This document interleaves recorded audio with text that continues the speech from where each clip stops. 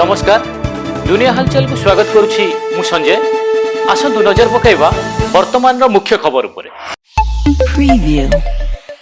नवरंगपुर जिला कोडिंगा थाना अधीन आर्टिगा पंचायतर चचरागुड़ा ग्राम जड़े आदिवासी युवती को बलात्कार पर तंटिचिपी हत्या पर युवती मृतदेह को घर बारिपटे फिंगी दि जाइथिया बेले पुलिस जन को अटक रखी पचराउचरा जारी रखिछि।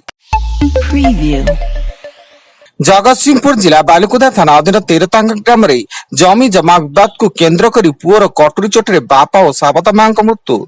बालिकुदा पुलिस घटनास्थल अभियुक्त पुओ को गिरफ्त करने सह हत्याकांड व्यवहृत कटुरी जबत कर घटनार तदंत आरंभ करिछि।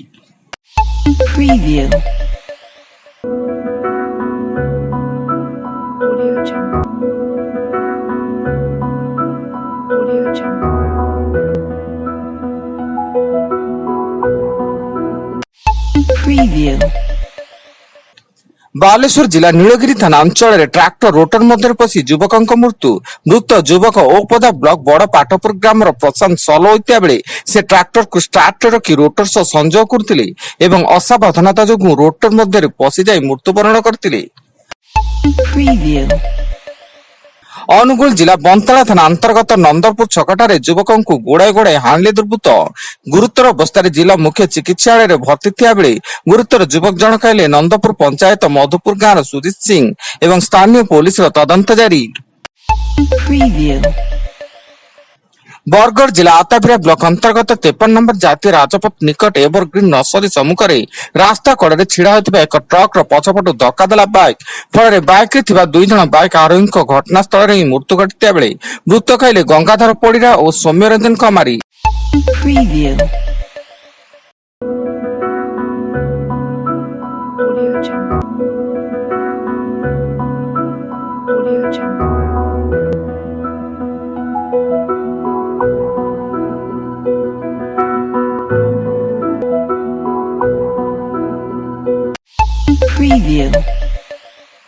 भुवनेश्वर सैनिक स्कूल रास्तार सीरी दुर्घटना दुई जनकर मृत्यु और 5 जनरू अधिक गुरुतर होई मेडिकल रे चिकित्सित थिया बेले दुर्घटना घटाई कार ड्राइवर फेरार एवं पुलिस घटनार तदंत आरंभ करिछि।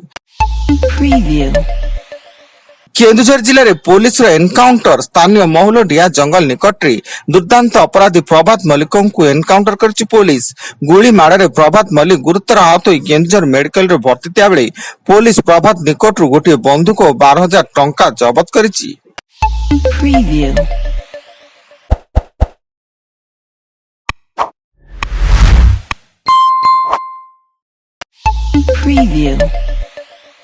केन्दुझर जिलार बड़बिल उत्तम सिंह हटिंग अंचल खणी पुलिस एवं वन विभाग मिलित चढ़ाऊ प्राय 40 टन चोरा मांगानिज ओर जबत।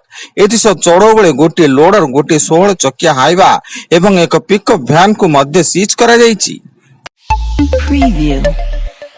पुणी ओडिशा रे सक्रिय होइछि दक्षिण पश्चिम मौसुमी बायु। उत्तर ओडिशा एवं दक्षिण ओडिशा रे किछि जिला को छुईछि मौसुमी एवं आगामी 4 रु 5 दिन जाए राज्यर अधिकांश स्थान रे वर्षा सह वज्रपात और पवन आशंका थिया बेले एनी सतर्क करिछि भुवनेश्वर पाणीपाग केन्द्र।